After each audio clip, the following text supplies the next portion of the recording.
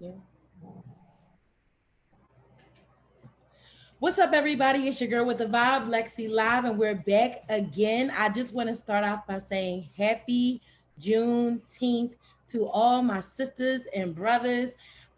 This is like really taking me for a look. Like y'all really partying, like y'all really celebrating this thing. I seen cookouts after cookouts and banners and flags and dreadlocks. I love it. I love it. Happy Juneteenth to everybody. Let that melanin magic flow through this United States of America. We deserve it. We deserve it. So tonight I have a very special guest to me. She's very special. She is a woman of many facets. What can I say? She is a mother, she's a playwright, she is a praise and worship leader, she's a singer, she's a hairstylist, she's a mentor, fashionista. The list just goes on and on and on and on. So I would like to present to some and introduce to others. What do you is can I say minister or You can just just call me Susie. Susan Small, everybody? Thank you so Hi. much. Thank you so much for coming. Yay. Thank you so much. So how you been during this quarantine? Like how you hanging in there? I'm good. I don't live alone. I live with my family, so we've been like kicking it. Um, and I'm using quarantine is my real life. Okay, this is how I live. I say to myself at my own house with my own folks. So it's just everyday living for me, honey. So you a Okay, quarantine girl. This not I, doing, I love it. this Quarantine life. me. Quarantine me forever. And a day. I'm good. Yeah. I absolutely love it. You look beautiful. Thank And you. So do you. thank you so much. So like, wow, where do I start? We got so much like ground to cover because you're a very interesting person. Like really, Yeah. yeah, you really are. Like you really are. So how do you feel about like this whole movement? Like everything that's going on from like I want to say back to Breonna Taylor all the way up to like us, like this is my first time celebrating Juneteenth or even like Hmm. any acknowledgement. So like, what are your thoughts through like this whole like length of time? Like, what do you think? What's your take on it? I think we're in a good place. I think that change is never comfortable. It's never convenient. It's never easy. There's always going to be bloodshed, tears shed. Mhm. Anytime you're going through like a serious metamorphosis, and I feel like that's where we are as a people, as a country. We're going through some like necessary Mhm. changes, and I feel like at the end of this, on the other side of this, we're going to be better than we were before. We still have obviously a long way to go in terms of reforming things and just changing our own mentalities and how society around us is changing and just acknowledging a lot of the things that a lot of us have been talking about and fighting for and trying to put to the forefront. This is the time. And so I feel good about it. I feel good about it. I know a lot of people are stressed. They feel overwhelmed. It feels like a lot, but this is what we've been asking for. And it's not going to happen overnight, but things are changing and it's moving swiftly. And I feel good. I feel good about it. I think we're where we need to be Mhm. when we need to be there. I feel like this was the right time for a lot of what we're seeing while we're not as distracted as we normally are. We have to kind of sit with ourselves and sit with, how things are around us. And it's really given us an opportunity to be introspective. Um, and change is happening. I mean, it is happening at the speed of light, and I'm excited about it.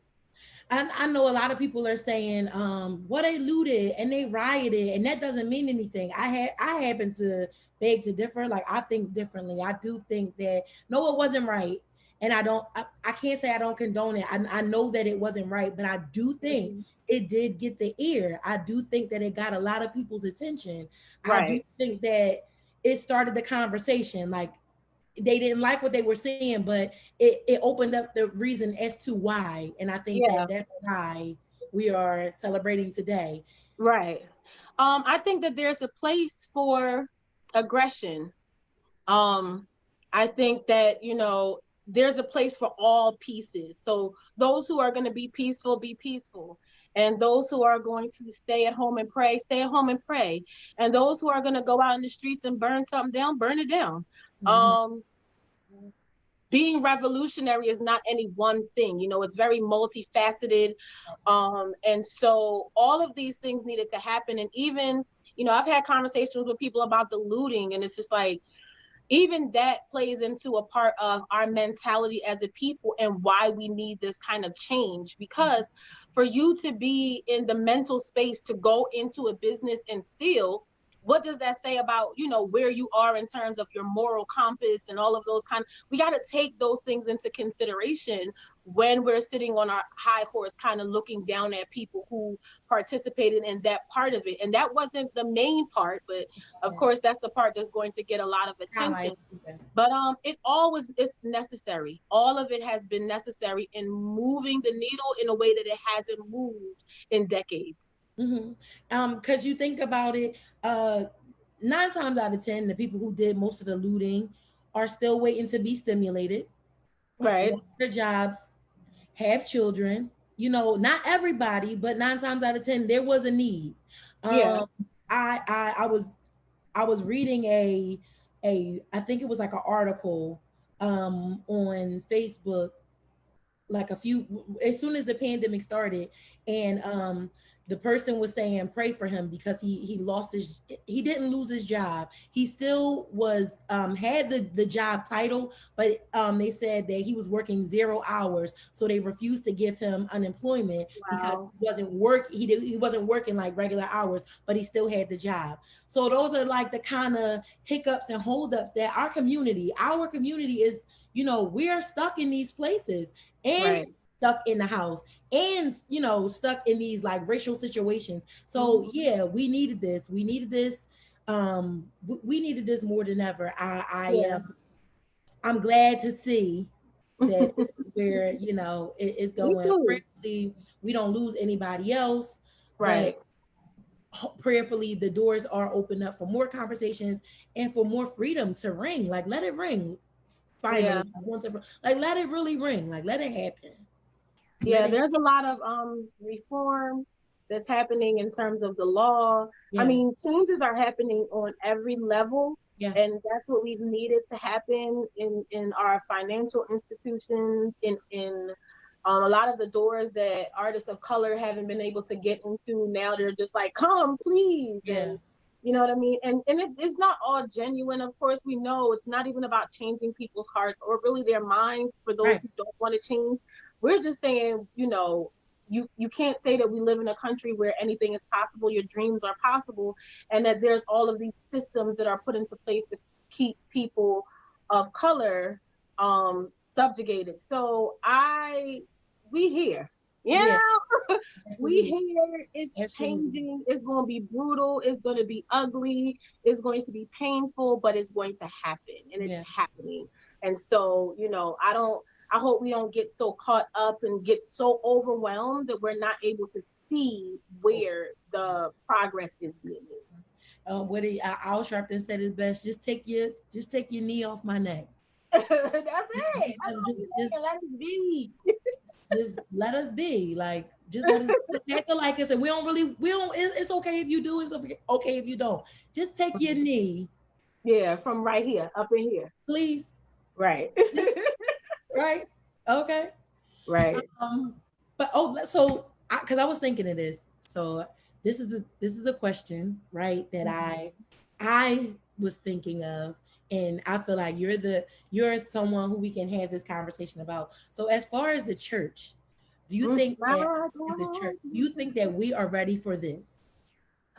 Um, I think the churches who um have put energy into social justice, because when we say the church, we're thinking about sometimes our own local assemblies, but there Mm-hmm. are a lot of ministries, a lot of churches out there that has been doing the work of trying to move the meter in the direction of social Mm-hmm. justice. And Mm-hmm. so for those who have been on the forefront and those who have been teaching and preaching those things, yeah, they're ready. And there are some churches that might not be. You know what I mean? Like I feel like it's not going to be a one and all thing. Some people are ready. They're ready to have these conversations. They're ready to point us back to God. They're ready to make the parallels with the word and what we're experiencing, and bring people hope. And some aren't. Some are going to do what they've always done because that's all that they know. And that's unfortunate, but it is what it is. It kind of goes back to what you just said. Like some people are the rioters, some Yeah. people are the looters. You know, that can fit into like the form of the church as well. Like some people are like out there in protest. Some people are just like, let's just shut in and pray. And Some people pray, are like, right. let's just fast. Some people And are that's like, okay. let's just sing about it. Some people are like, look, the Bible said don't get involved with, politics. Hmm. So we gonna shut the door and mind our business. So yeah, I think that sets the tone for all across the board. Like that's anybody, everybody. Absolutely. Yeah, I think that whatever, as long as you're doing something. Something, yeah. And there's a lot of pressure these days to make whatever it is that you're doing visible to everybody. You got to post about it or it's not happening, and it's just like that's not necessarily true. So whatever it is that your ministry is doing, even, and it's not to downplay prayer, but even if it's that you're praying, all of these things are absolutely necessary. So let the churches who go on march. Let the Mm-hmm. churches who go on, And um, sell platters, whatever. sell the platters, and let the churches that's going to shut in and pray.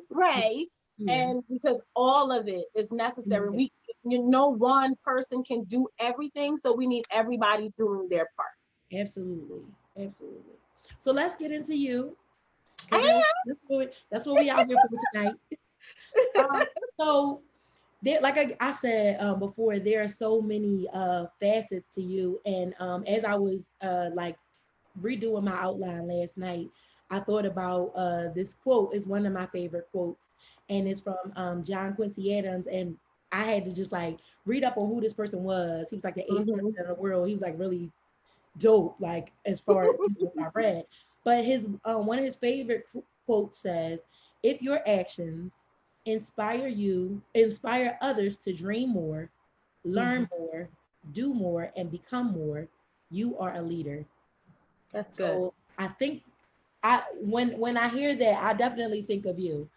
I Oh. definitely look up to you. I really do. I do. So as far as leadership goes in your life, what does that mean to you? Like how do you sometimes people like shy away from it and really don't want it. Sometimes like people hate to be called a leader, but they do it anyway because it is what it is. Like what does Mhm. leadership mean to you? I think it means what you just said. Just I know that I am a leader, by position and just intrinsically, that's just who I am. Mhm. And I've accepted that, humbly accepted it. Of course, it's just like God. This is leadership is a gift. Even in the Bible, leadership is a gift. And Absolutely. so it's something that God has gifted me to be able to do naturally. And I don't take that for granted that, leadership by definition, by like John C. Maxwell, is influence, right? And Mhm. so I don't take for granted that there are people that God has called me to influence. And I think it's a privilege. I sometimes it can feel like a burden, and I think sometimes people view it more as a burden.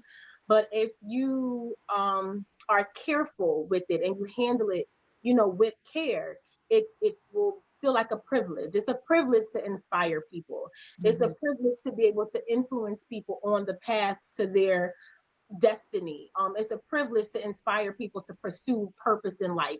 It's a privilege to sit back and watch people become because of your leadership or because of your influence. That's one of the most humbling feelings and experiences, is to know that you were able to, through the gift of God that He's given you, you were able to help somebody to identify their gifts, and then help them develop those things, and then help them launch out into purpose using those gifts. It's amazing.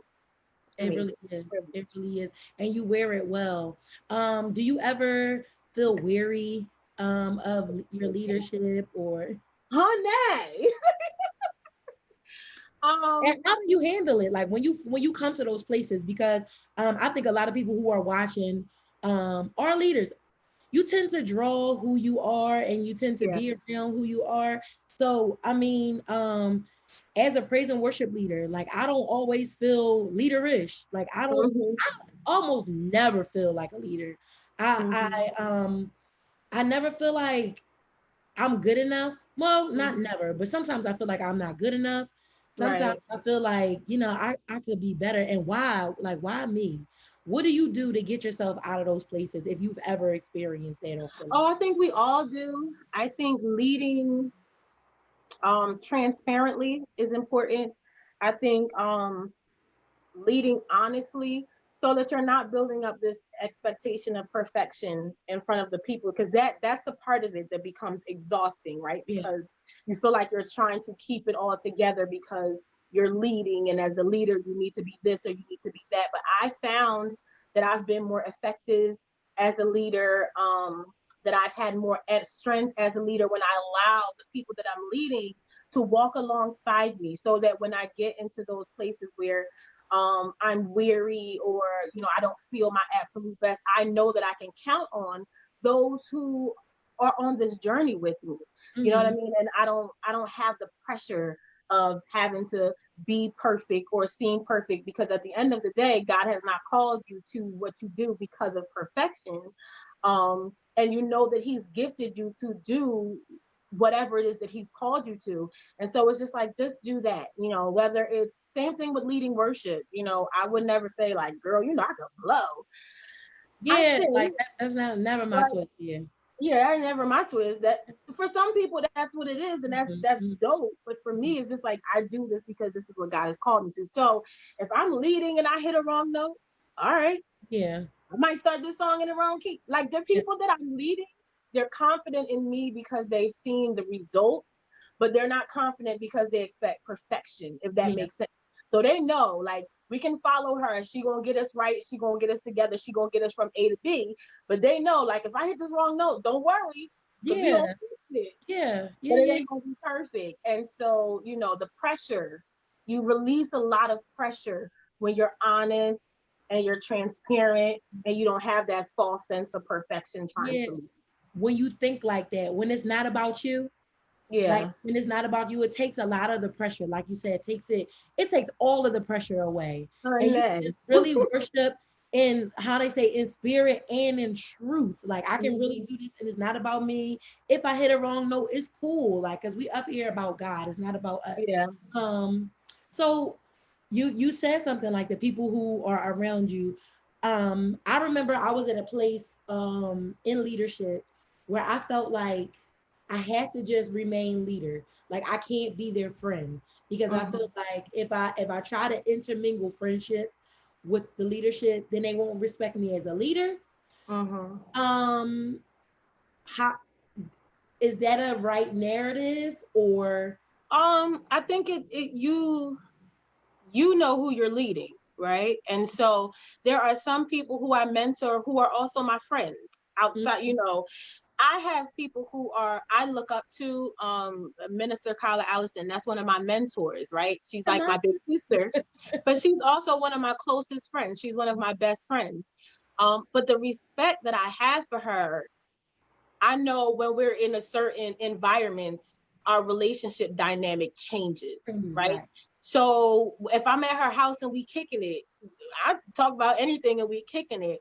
But then when she has to minister, if I'm there as her mentor, I'm getting her water, I'm making sure she's good, the dynamic, because I understand who she is. Amen. Um, and there's a level of respect there, even as my friend, as my mentor, as my sister.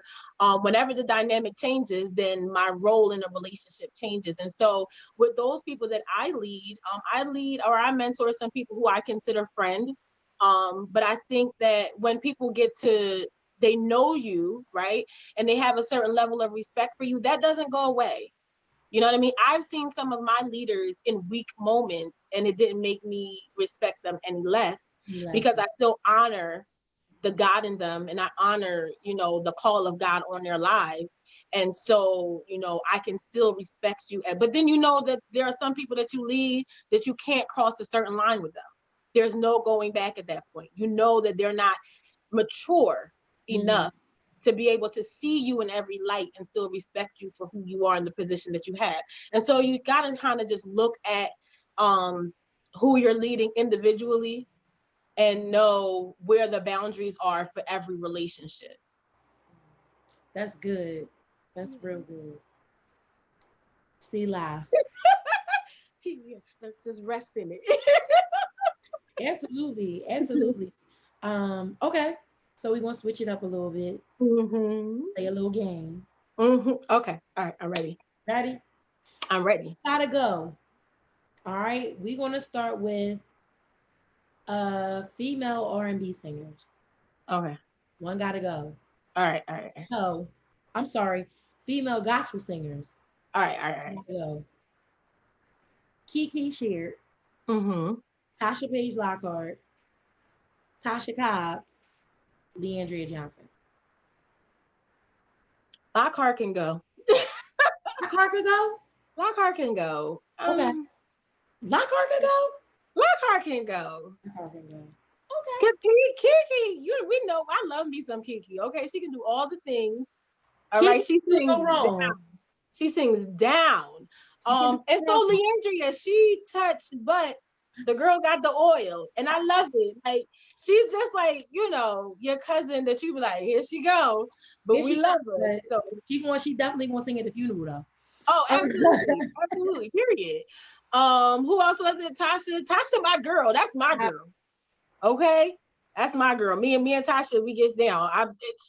Before she even released the songs, I'm like, yo, got a new song. They like, Tasha, today my day. All right, here we go. Men in gospel. All right. Travis Green, Jonathan McReynolds, Molly Music, Ty Delaney. One gotta go. Molly not doing gospel no more, so he can go. Okay. I thought my heart was my heart was beating.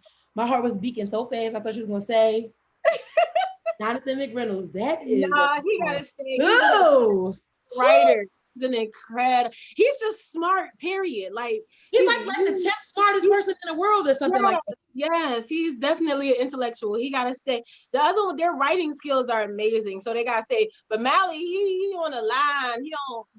He got 2 this day, so he can go. He can go. Okay, here we go. 2 more. Gospel pioneers. All right. Johnny, Fred Hammond, Yolanda Adams, TC Wanning.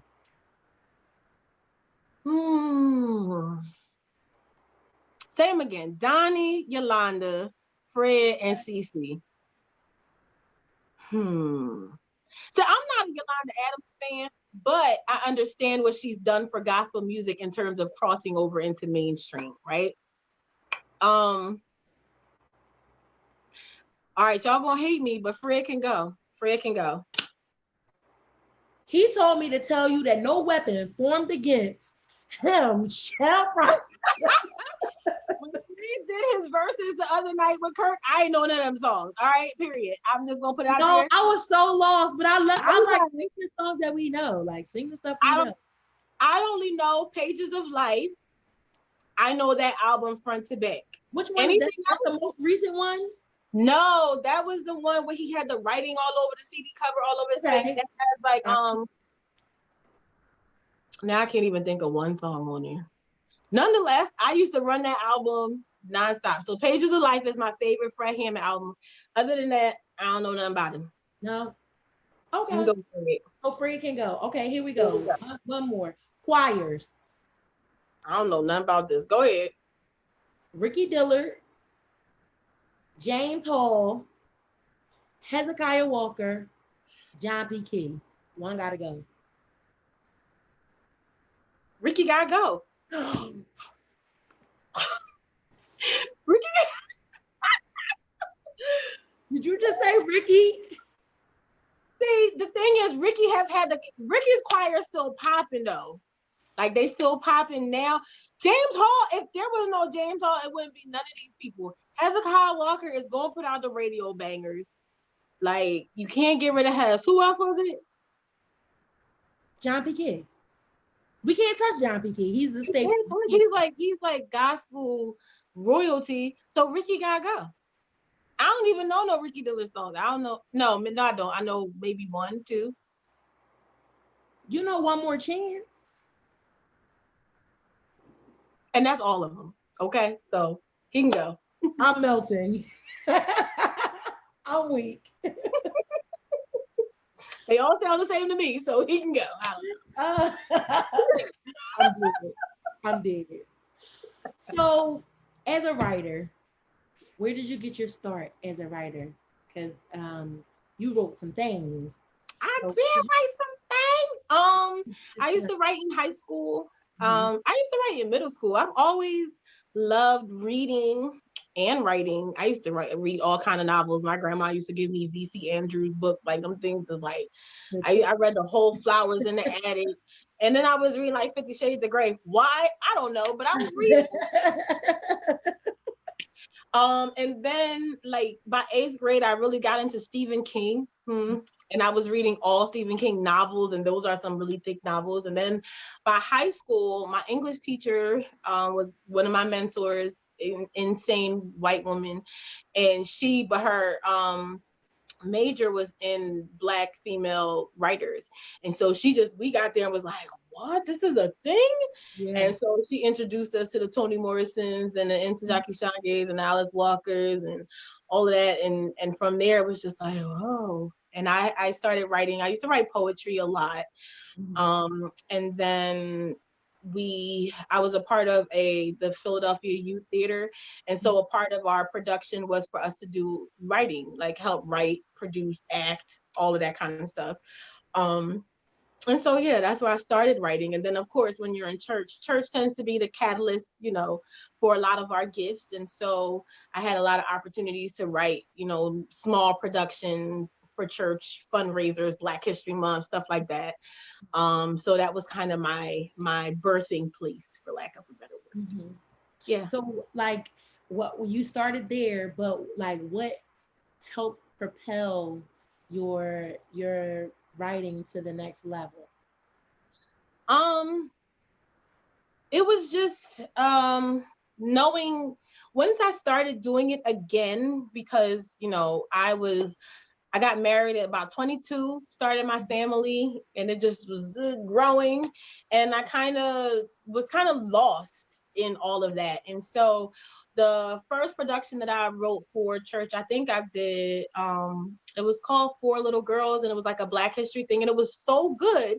Mm-hmm. And I think at that point I was like, girl, you could write stuff, right? Mm-hmm. Oh no, Minister Colin and I did one New Year's of like 1999 or something. We did one about the rapture, and that was fun.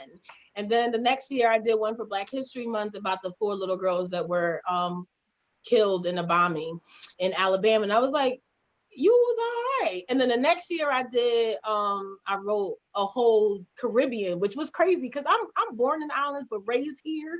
Mm-hmm. But I was able to write like a West Indian play that was every day it was hilarious. I mean, we had so much fun. Crazy. And it was Cinderella Caribbean style. And it was just like, you can write that. And then the next year, I wrote a production that wasn't anything church related at all, and that was Blue. Mm-hmm. And it's still a period piece. And I was like, girl, you wrote that. And it was just like, you did that. And the more you do something, it's just like, you can do this. You're doing it and you can do it. And so that was kind of it for me. That is kind of like a calling, like God is calling you every time you do it. It was like he was trying to get your attention. Like you were just doing it like aimlessly, but he was calling you every single time. Right. Really started to answer. Look at the doors he opened. Like we're gonna talk about doors. Like look at these doors and windows. Okay. Yeah, he did. Yeah, he did. So we praying that the roof come off. We need the roof. Come on, yeah. Come on, yeah. We want the roof to come off. So you wrote period pieces. The one was I know it was Club 44.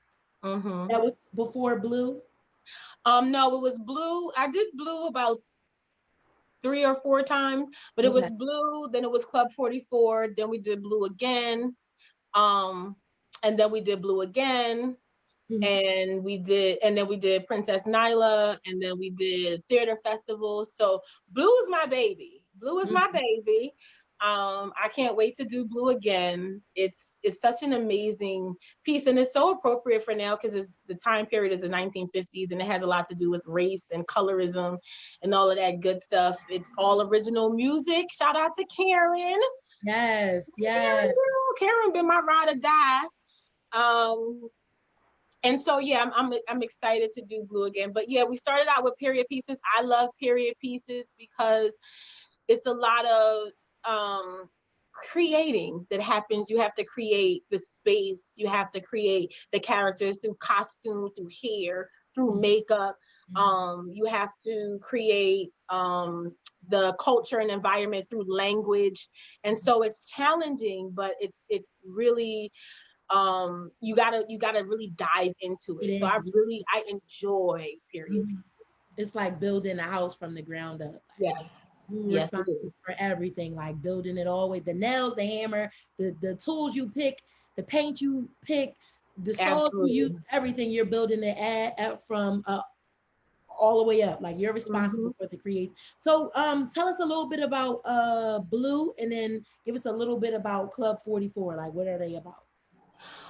Blue is set in the 1950s in Baltimore, and it's about the main character's her pet name is Blue. Her name is Lola, but she moves from the South to live in Baltimore with her mother. And when she gets to the South, she walks in, she gets on stage when we first see her. She has blue eyes, and so clearly she's mixed, of mixed race. And so now her mother kind of is on this journey of trying to explain to everybody the series of events that happened in her life that got her this blue eye baby. And so it's fun. It has a lot of very serious moments. The actors have been amazing. The production team has been amazing throughout the years. I've casted multiple people in the lead role of Maddie and Blue. And so every time you have a new cast, you get to see it reimagined, Wow. as the actors are interpreting the characters and the words and the monologues in different ways. So that has been exciting. And then Club 44 was a Harlem set in Harlem Renaissance in New York, and it's the story of Abraham, Isaac, and Sarah and Hagar. If it was in New York during the Harlem Renaissance, so Wow. that was fun. That was fun. That was a challenge. It was definitely a challenge. But it came together really well. That's the one I haven't done it again. Because what I want to do is so much bigger. Like we did it big. We did Mhm. it at the Suzanne Roberts on the Avenue of the Arts, and that theater is absolutely beautiful. And we costumed the whole thing out. It was dope, but there's so much more that I would love to be able to do when the resources are available. And so I've kind of just had it tucked away until I'm at the place to be able to do it the way I see it in my mind. Mm-hmm. Mm-hmm. So with all of those things that you've experienced, the play and the playwriting and the acting and the writing songs and the working with producers and all of that, do you feel that you've been stretched? Girl, Yeah. yeah, absolutely. I've had opportunities to grow creatively. Mm-hmm. Of course, because it's not something that I went to school for. And so outside of all the lights, camera, action, there's a lot of studying that goes into it. I was on Amazon buying books about everything. When I did my first show, we did it. I did Blue at the Seaport Museum Theater, which was beautiful. But when we got to the Suzanne Roberts, it was my first time working with a union theater. And so, when you work with a union theater, that means, you step in the door, you're paying for everything. Everybody works for you. Stage Right. crew works for you. Sound tech works for you. Everybody is showing up that day because you're paying everybody. And so I showed up and they're throwing out all these theater lingo. And I'm sitting there like, I'm sorry. What now? Now who then? Oh, yeah, yeah, yeah. Hang that. You Yeah. do that thing you said.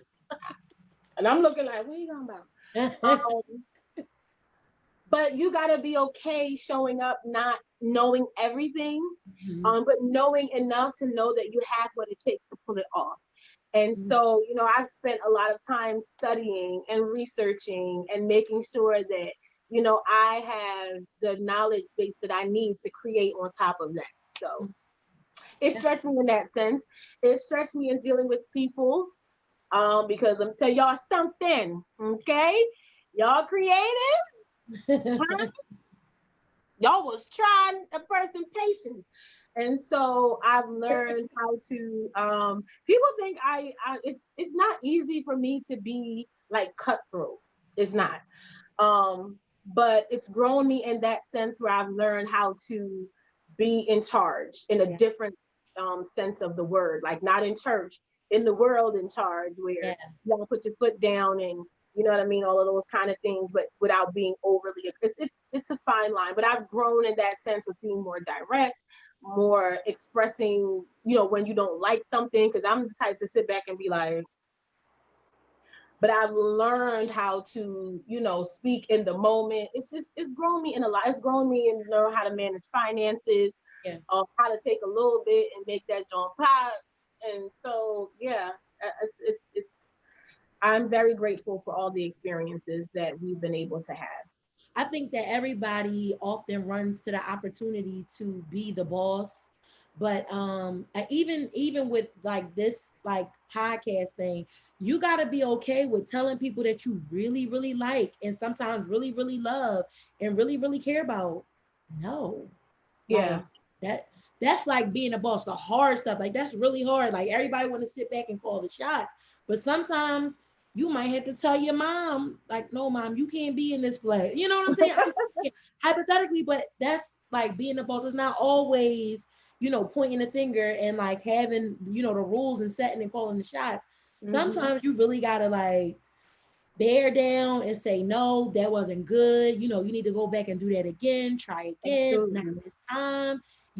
So yeah, I understand how it's stretching you in ways um that you probably have never been stretched before. And I like that you said you had to study.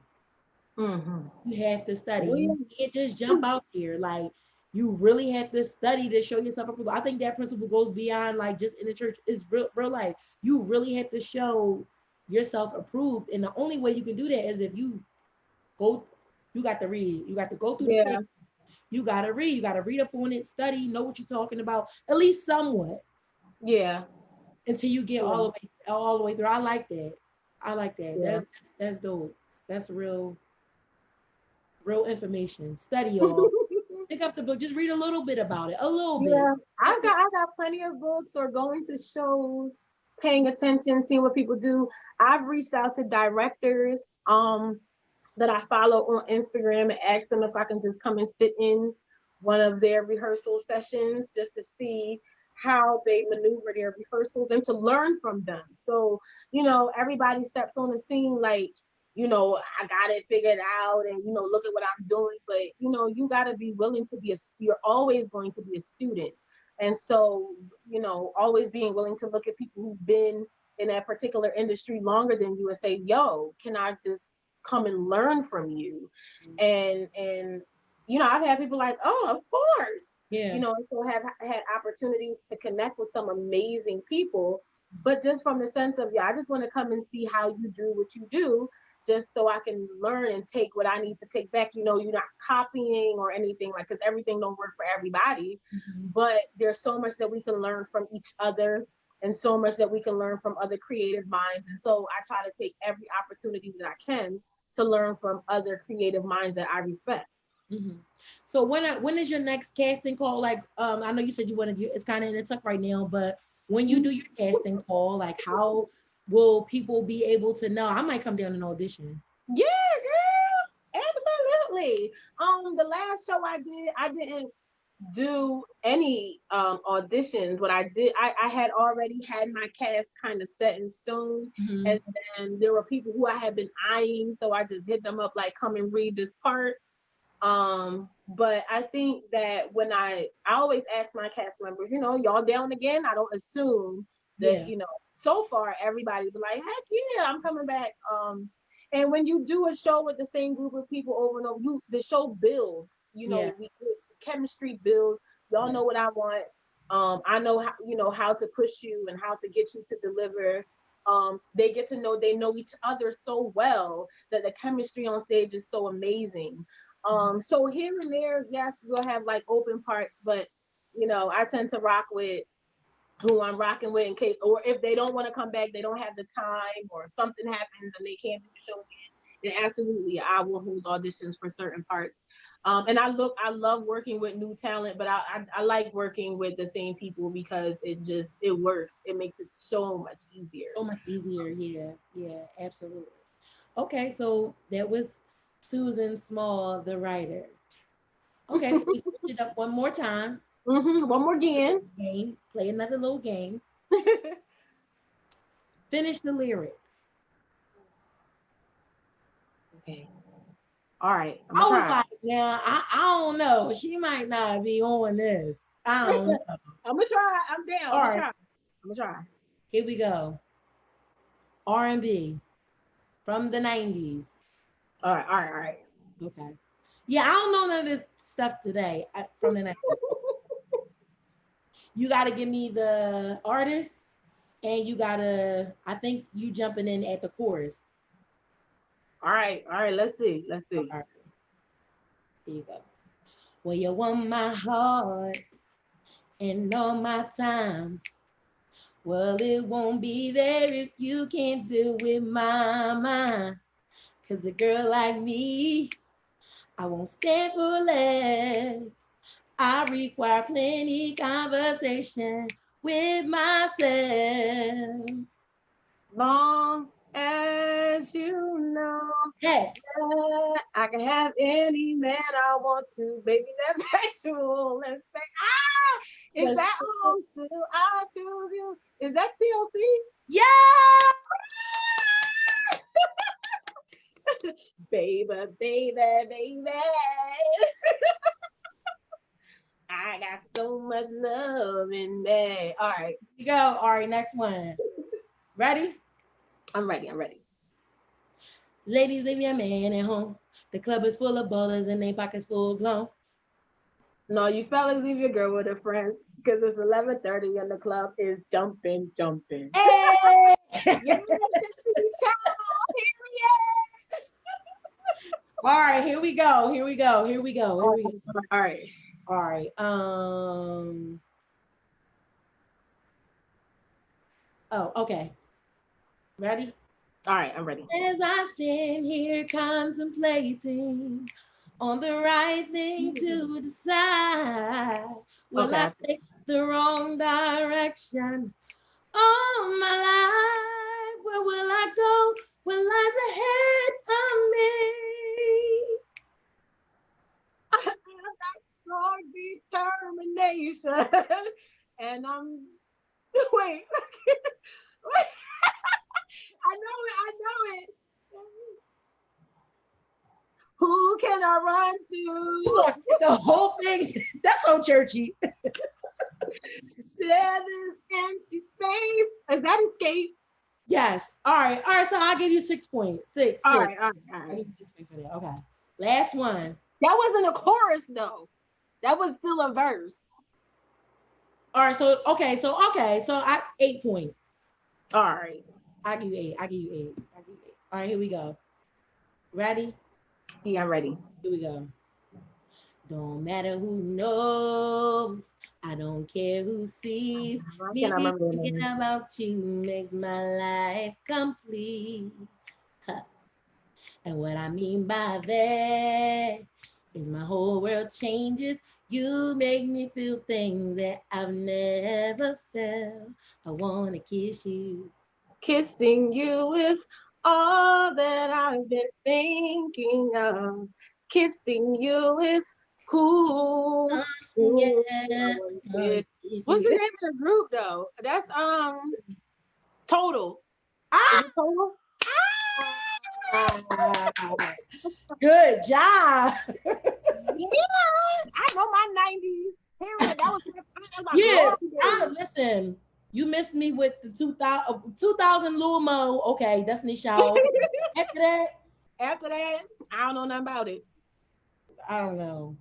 I don't know. So let's, now that we on the music tip, Yes. Lead Me. Yes. I was at the album release. The what was that? The album release, the live. Hmm. Like you literally made me go home and was like, wait, I just want to give us a backstory on like how Lead Me came about and the whole process, because the recording was amazing. It really Thank was. you. It really really Thank you. was. Um, I think I'm sure I was going through something really rough at the time, and I and I started writing. And I don't write songs. That's just not my thing. Like every time, and all of my shows are musical productions. I always hire somebody to come and write for me, because writing songs is just not my, it's not my job. Mhm. Um, but I started just writing the lyrics, and so I hit up Karen like, I started writing this song, and I really feel like the Holy Spirit is like, you need to write this song. And I was like, but I don't do that. What should I do? And she was like, just write like whatever lyrics you hear. Since you write poetry, write out the lyrics like you would write a poem. And Mhm. then whatever melody you hear, as soon as you hear it, because I was like, I know I can write words, I can write lyrics, but Mhm. I don't hear melody. So I don't know how that works. And she was like, well, whenever you hear it, record yourself so that you can remember it the next time. And so I did that. I wrote out the lyrics and I recorded what I heard in the melody and I sent it to her. And I was like, what can you do with this? And she was like, I really think this is beautiful. I'll help you. And she did. And she Yeah. arranged it and the whole 9 yards. And I let it sit. It was sitting for a long time. She sent me um, the reference and I loved it, but it was just not something that I wanted to do. I was like, I don't want to record no song. Like, that's just not on my list of want to do's. And so I just let it sit there for a while and just, I mean, it was maybe like 2 or 3 years the song just sat there. The Really. record just sat there, yes. And the Holy Spirit was like, it's time for you to release this song. And I was like, I'm sorry. And it was like, it's time for you to release this song. And I was like, I don't I don't want to do that. Like I have no desire to do that. But I said, okay, and the process for me was extremely uncomfortable because it wasn't something that I ever wanted to do. I'll tell anybody, I'll sing all day. I'll sing worship sun up to sun down with no problem. But studio is just not my twist. That's not my vibe. I don't want to do I like the that. studio. Concerts, never did concerts. If you're doing a worship experience, call me, I'll come. But if you're doing a concert, I am not your girl. Um, that's just not my thing, right? Everybody got their thing. I'm cool with saying something, just saying my thing. That's just not my thing. Mhm. But the Lord was like, it's gonna be a thing So, now, because yeah. I thought so. And that was really like how he was dealing with me. It was just like, well, why do I have to do this? Other people want to do this kind of stuff. I don't. And it was like, I want to see if you really trust me Mm. with all of your gifts, whatever that is. And you trust me with the things that you're comfortable with, but can you trust me to lead you with the things that you're uncomfortable with?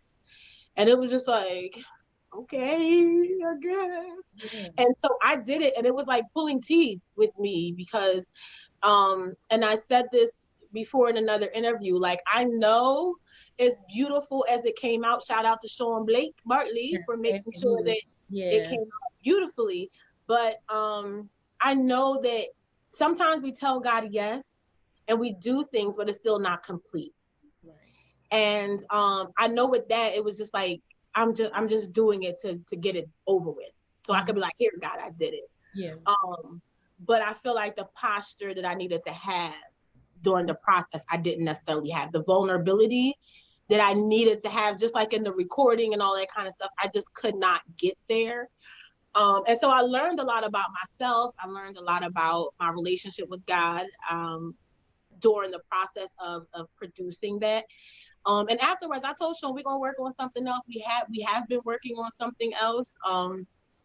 It's gonna be fun. Mhm. So it'll be complete. It's gonna be polar opposite, completely different. It's gonna be fun. Um, But in during the recording, something that the Holy Spirit dropped in my spirit that so many people came to me, inboxed me, messaged me afterwards, was that God said to give him another yes. And that was a moment for me as well, is that the yes that I had given had expired. And I was still operating under an expired yes. And that I Mm, needed to give God another yes. And wow. the level of yieldedness that was going to be necessary for the things that I wanted to see manifested in my life was going to require me to give him a fresh Mm, yes. And so out of the entire process, that's what came out of it for me, was telling God yes again. Um and yeah, so it was rough. It was rough, it was hard, it wasn't enjoyable at all. The whole worship experience for me was a blur. It was amazing. And then I watched the clips. I was like, that was good. But yeah, I was so just like so out of my element that I don't think that I enjoyed it as much as I could have and probably should have. Not creatively. And just like the type of person that I am, I like to have fun in everything. But God put me in like a really uncomfortable place. And I felt you felt. that discomfort more than I've probably ever felt it before. But I think that even out of that, afterwards, God was like, you showed me that you'll follow. You're going to follow where I lead you. Yeah, And it was one of those show me that I can trust you yeah, type moments. You know what I mean? Like you don't have to come out of everything perfectly. yeah. Know that I didn't come out of it perfectly and didn't do everything perfectly, but at the end of that, God was like, I can trust you. And that meant everything to me. You kind of say like that. Those are kind of the lyrics. That's kind Right. of saying in the song. That's kind of what you say. But as you were talking, you said so many things, and one of the things you said was like the whole worship experience was a blur, right? But I'm not gonna say it was a blur for me. I was like maybe four, maybe 7 days off of like having the baby, so it was kind of a blur to me, but not a blur. I couldn't get in it like I wanted to get in it. The worship experience. Mhm. I was just like, they just took a human being from my body, and I was like laying on the table with like all my Mhm. blood.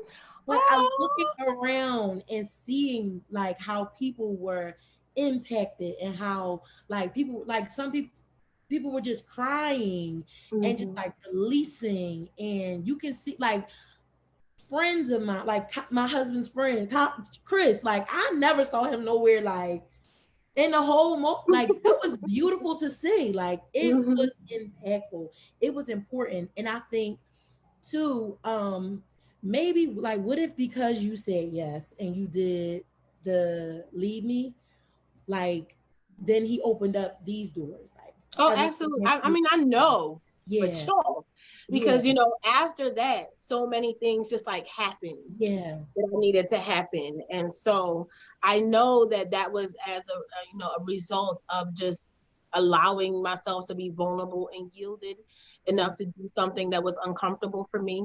The worship experience was amazing. I yeah. mean, it was amazing. It was beautiful.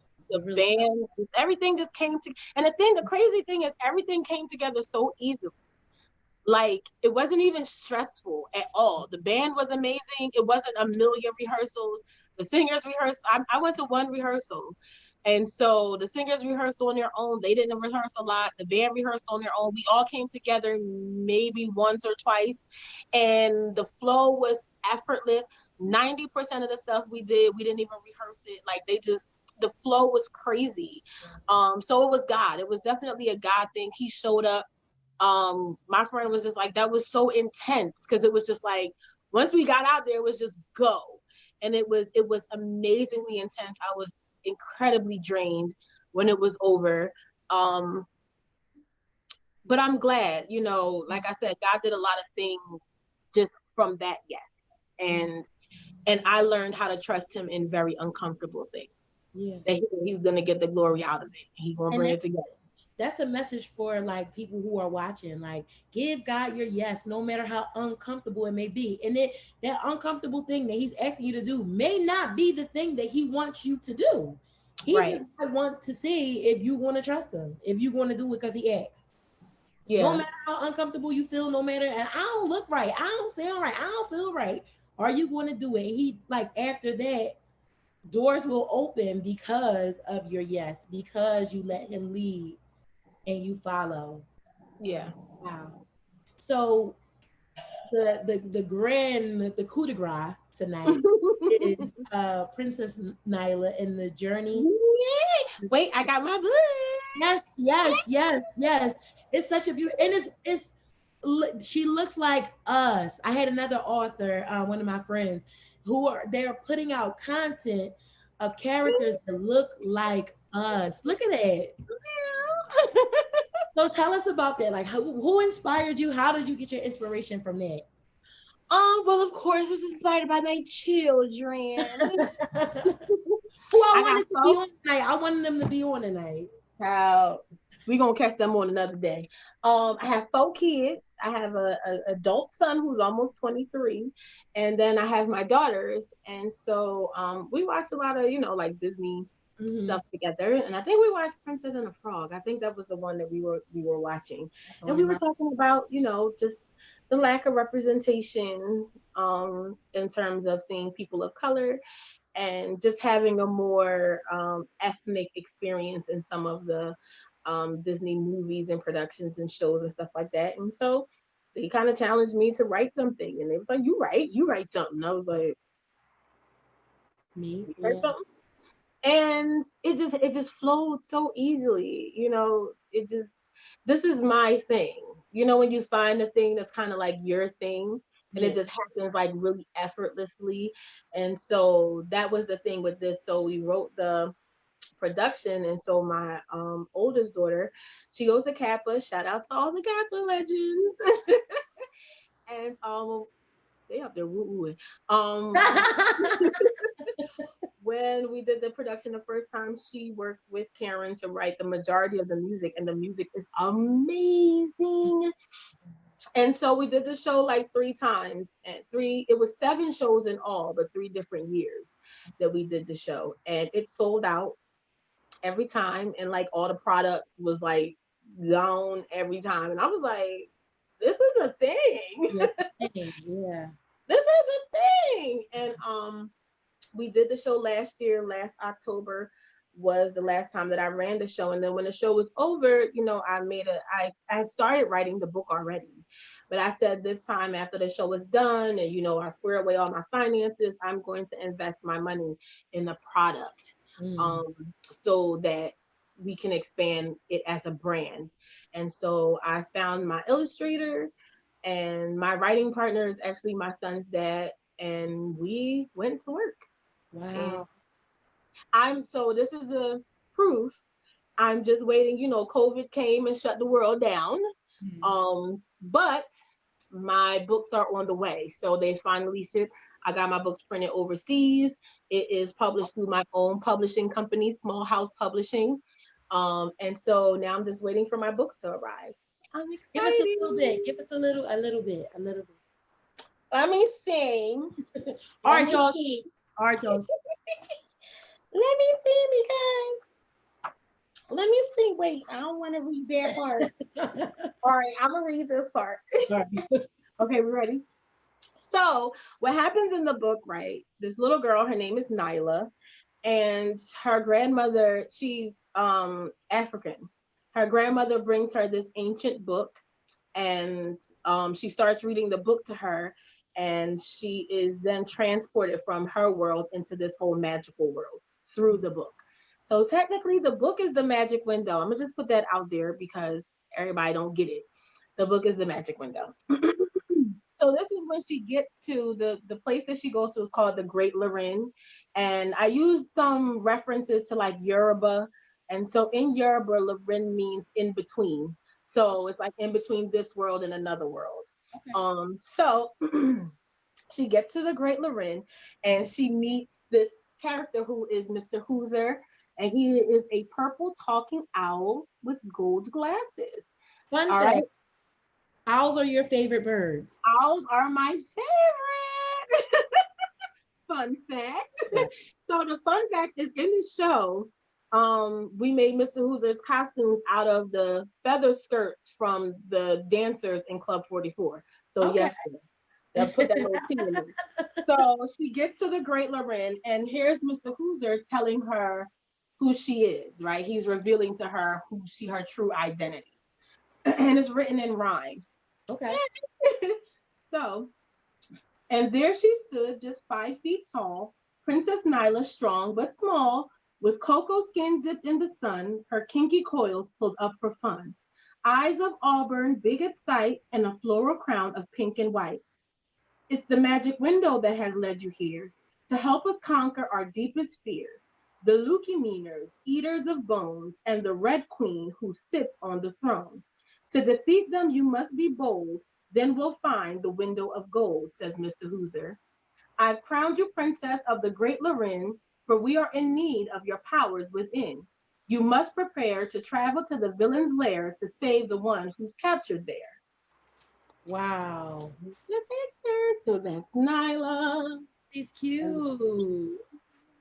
and this is when he gives her her floral crown. Okay. Yay. That's what I'm gonna give y'all because y'all gotta get y'all book. Yeah, you gotta order your book. Gotta order your book. So what's in store for the duration of 2020 and Hmm. 2021? What can we expect? What are we looking So with the book, I have been working on creating a lifestyle brand for kids, which is going to include some home decor and all of that kind of stuff. So I'm working with we're working with a manufacturing companies overseas. And so we can have one of the items that I have been marketing was like a Princess Nyla pillow that did amazing when we tested it out. And so we're having those made overseas, bedding, for? all kinds of like really cute stuff. My illustrator's been amazing, so she's made a bunch of custom stuff for us, custom patterns and all of those things that can be particular to the brand. So I'm going to be expanding the brand to include other things on top of the book. So we'll have home stuff, back to school stuff, book bags, notebooks, pencils, like cups, all of those kind of things. And in the fall, we are launching something called the Magic to the World campaign. And so we are working with educators overseas in different countries. We have Canada, the UK, Ghana. We're connecting with some people in, I think it's Hong Kong. We're going to be putting together book boxes with books by African American authors with African American characters, and we'll be sending them to students in different parts of the world, because representation matters everywhere. And Absolutely. so that's going to be our campaign that we're going to be launching hopefully over the summer into the fall. So we'll be raising money to be able to send as many books. We're looking for a couple hundred books to send out all over the world. So it's called the Magic to the World campaign. And we're going to be launching that. So, and we're working on our screenplay to shop. And so, yeah, we got some good stuff. We got some good stuff Black going Girl on. Magic Juneteenth. So how Period. can we follow you? Drop your info so we can Yes. go and share. So you can follow this particular brand on Instagram at the Princess Nyla because Princess Nyla was taken. But you can follow it on at the Princess Nyla on Instagram, and you can follow the Princess Nyla on Facebook. You can follow me, my production company on Instagram at s.charlie productions inc on Instagram, and you can follow me on Facebook as Susan C. Small. And you can subscribe to my websites. I have two. I have princessnyla.com. Subscribe there. We have so many amazing things going on with this particular brand. Or you can head over to scharlieproductions.com and subscribe there because we will also have a bunch of new stuff happening at the end of the year going into 2021. Mm-hmm. Support by Black. I want to thank each and every person who logged in tonight. This was an amazing show. Thank you so much, Susie, Thank for you. being part and vibing with me. Next week, don't want to miss this. It's for the ladies. We want to be holistically healthy. So we want to be healthy in our minds. We want to be healthy in our bodies. We want to be healthy spiritually, emotionally, mentally, physically. So tune in. I have a special guest. Thank you again. I Thank love you so you. much. Thank Thank you you. Love guys you for too. vibing with me one more time. Yay. Peace out. It's Hey, five. y'all.